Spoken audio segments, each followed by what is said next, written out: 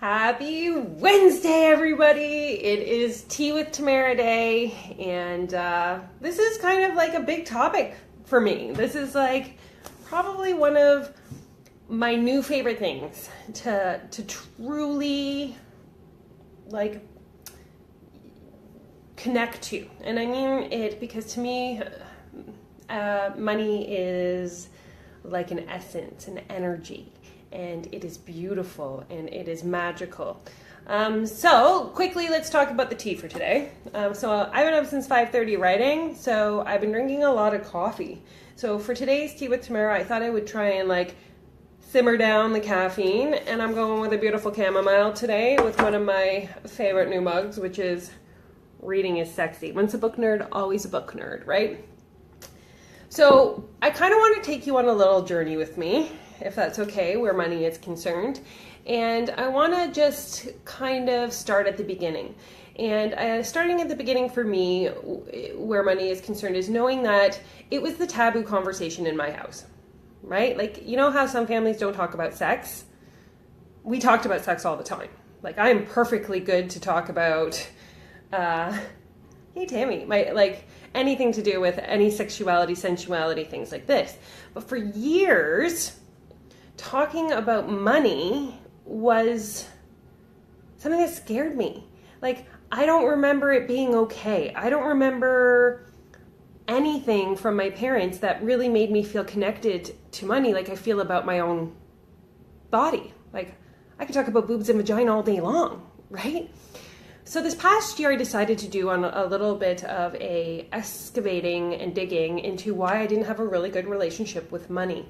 And to me, everything comes down to doing the work and doing the memory work and the past work and really diving deep. And so I'd heard about a book called Money, a Love Story by Kate Northrup, and I don't know if anybody's read it. But there's one thing to me to read a book, and then there's another thing to actually do the work.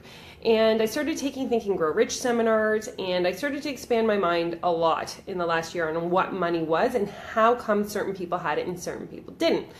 And in the book, Money, a Love Story, one of the first things that it talks about is, do you remember your first money memory?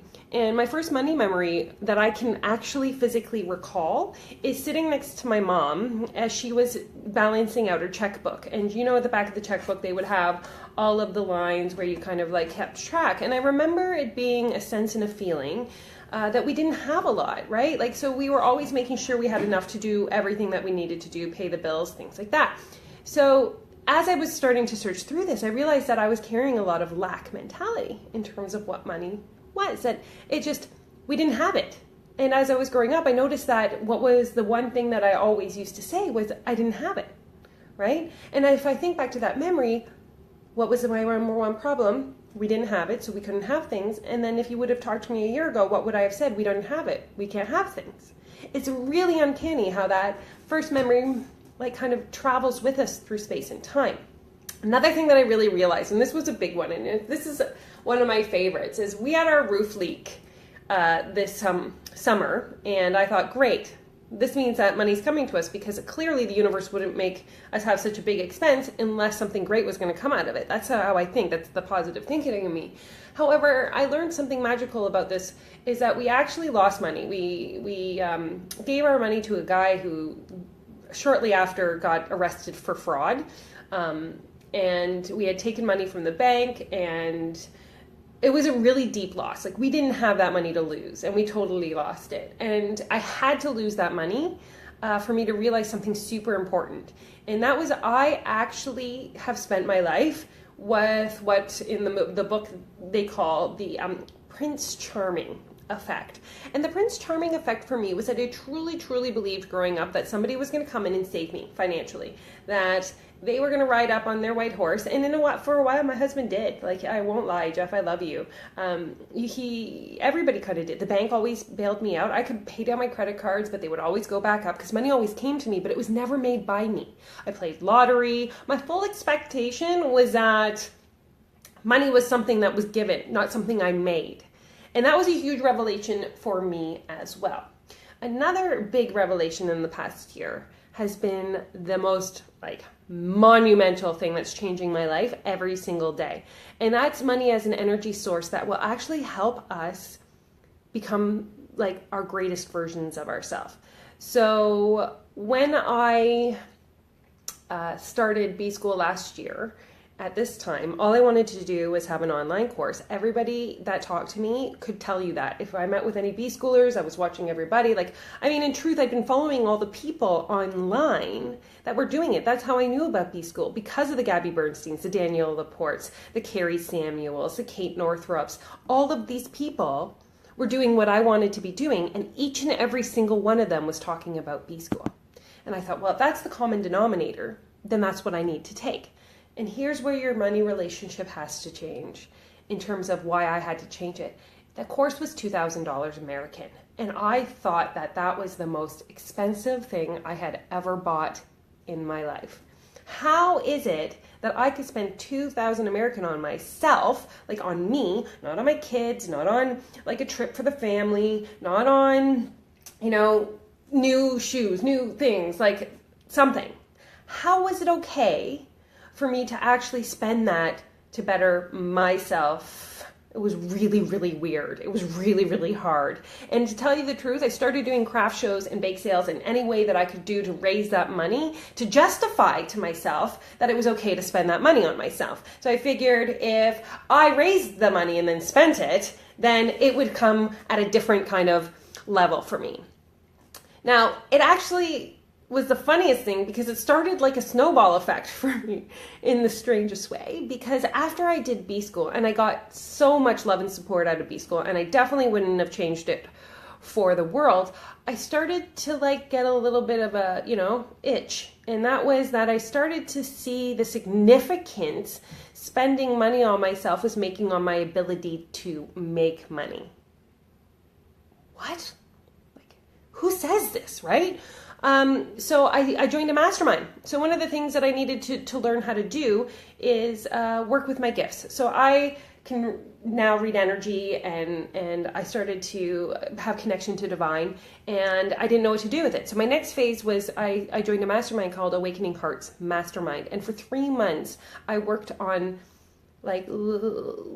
I learned to read heart chakras from across the world. I started to connect with people on a global level, which was also part of the puzzle. I think we stay in this little bubble where we say, I don't know how many Niagarans, I love Niagara so much, but we say, oh, nobody in Niagara can do this. Nobody in Niagara can afford this. Nobody in Niagara. And it's such a negative connotation about Niagara. I think Niagara rocks. Ladies and gentlemen, I just want to say you guys are all superstars and anything is possible in Niagara. Sidebar, I know. But where it turns to our finances, we're never going to be able to do anything amazing if everybody keeps telling us how much we don't spend and how much we don't, invest in ourselves and all that kind of stuff. I think that's poo-pah. I think that Niagara has the potential to be one of the most amazing locations in the entire world financially. So I did the Awakening Hearts, and so I spent money on that. And again, the guilt was there. The guilt was really there. Again, I was spending money on doing something that was for myself in order to better me as a person and my gifts and what I was going to be able to contribute to in this world. Think and Grow Rich seminars were the best decision I ever made, because I actually contacted my husband and I said, listen, I have something.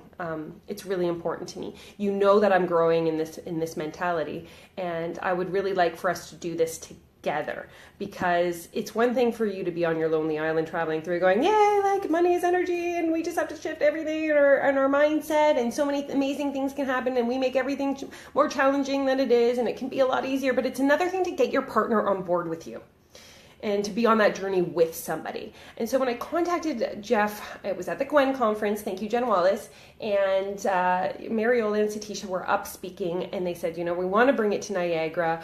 We're going to offer this low price. So I was able to contact my husband and say, listen, it's only this much money. Would you come and join me in this, so that we could do something that was super amazing together and be moving on a path that is together? And he said yes.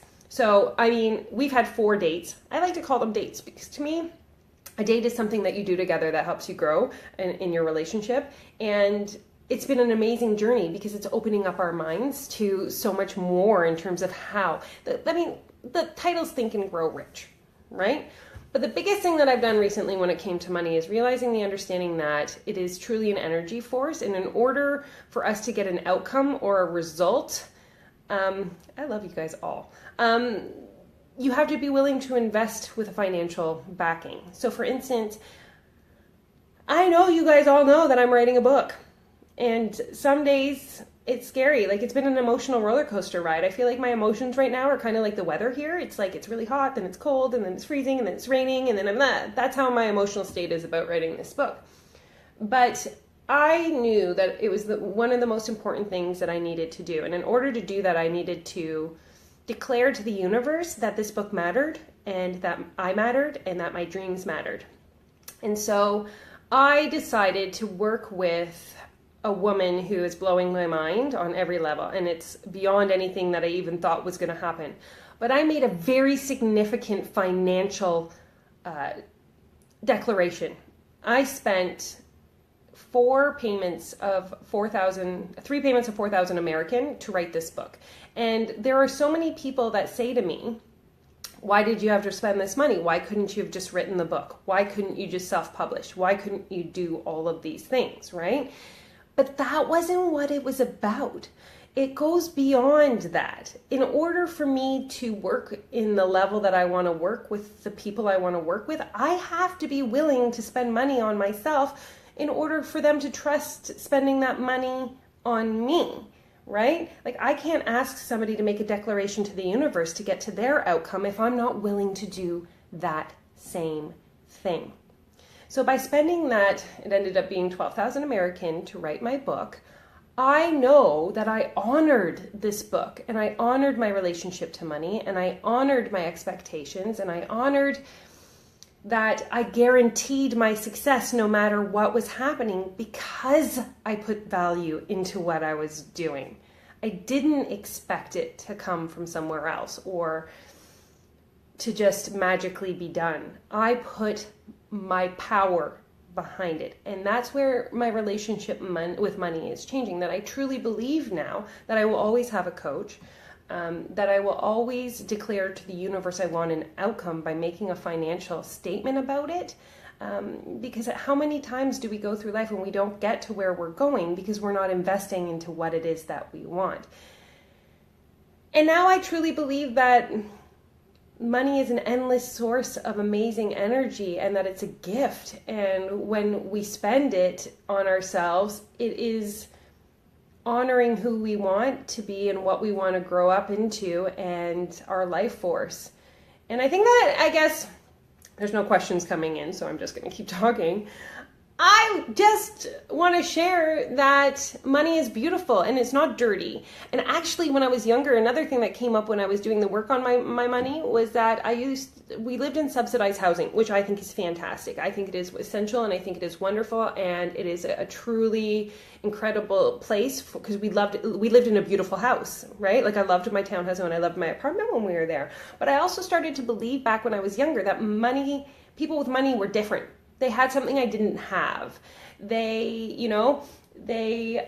whether it be they had special powers or more education or something. It was like elusive, these people with money. They wouldn't want to talk to me. We wouldn't be able to relate. But when I started to think about people that I currently know that have money when I was doing the work, I realized that they were no different than me. And that actually came up in the Archangel Summit where Philip McKiernan was talking, and most of the people on that stage that day just kept saying the same message, and for some reason it just really hit home for me on that stage that day, sitting in the audience. And all they kept saying was, we are no different than every single one of you sitting in the audience. We were there watching the people, wondering, I want to be there, I want to get there. And I started to have that thought process: if we're all the same, then why aren't we all doing it? Why aren't we all able to share our stories and get, the message out and be able to advance ourselves or have that freedom financially? And I came home from the Archangel Summit and I was thinking about that, and it was like, because I didn't have that relationship with it being okay. I didn't think it was okay for me to have money. I didn't think it was okay for me to charge what I'm worth in order to get my clients their results, right? It was like I needed to have that shift and to truly understand the value of investing in oneself. And it's like when that light switch went off, I could see that I can help people that much more now. Like because of my new idea of money as energy, as a guarantee, as a result, as a declaration. And I can feel that the purpose that I put there in the service of being in something greater than myself. Like the fact that I'm doing this to really, truly bring the people that I'm working with to the place they need to go. And it's magical and it's transformation and it's journey.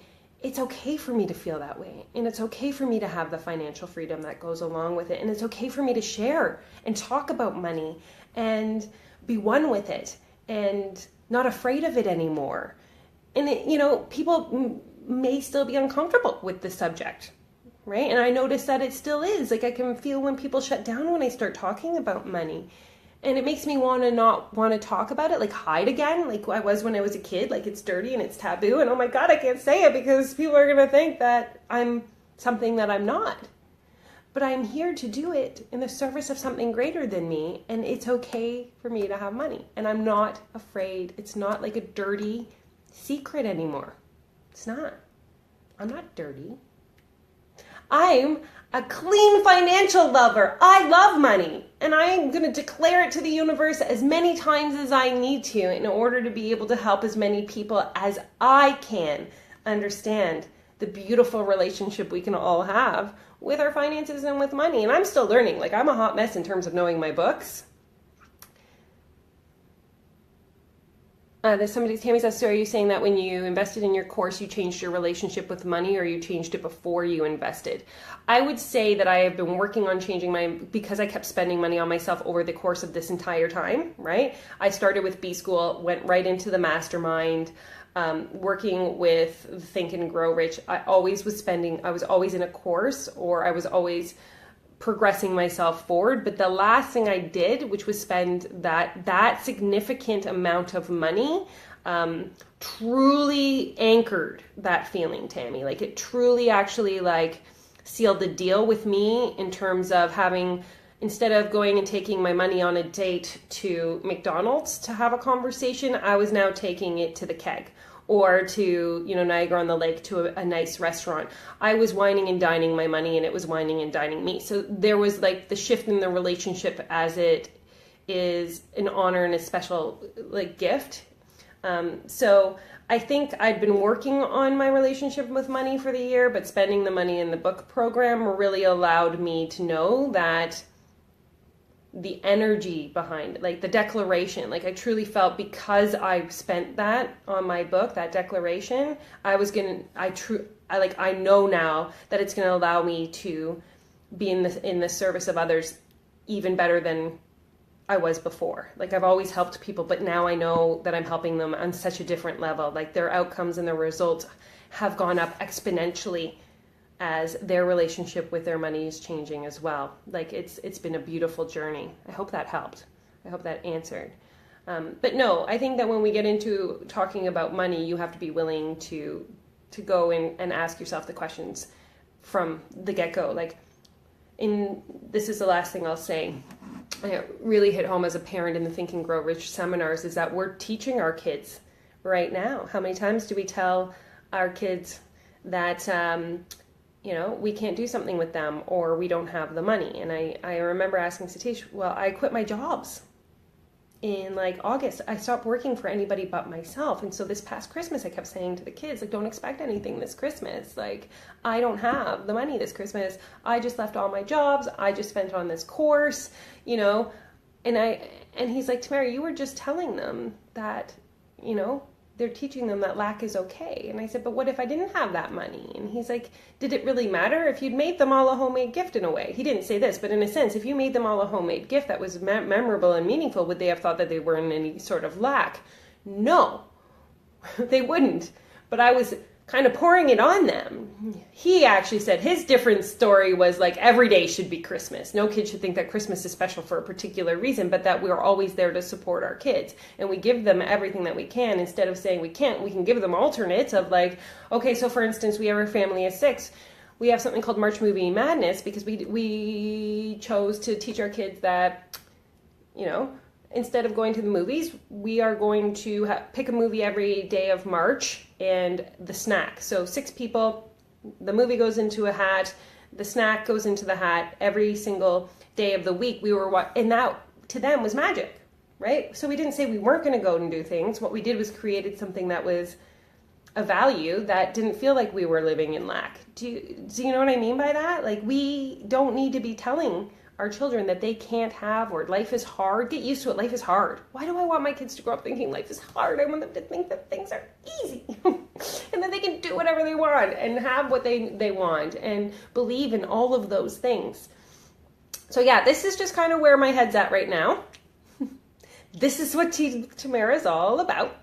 So please, please, please, if you guys ever have any questions, message them below, send them to me at tamara@theenchantedfairy.ca, put them in my private message up here. But I would love to continue answering anything, Tamarizing my strange and unusual ways of thinking. But I love you guys all so, so very much, and I hope that something came out of this for you. Money is beautiful, and it can hear you, and it has,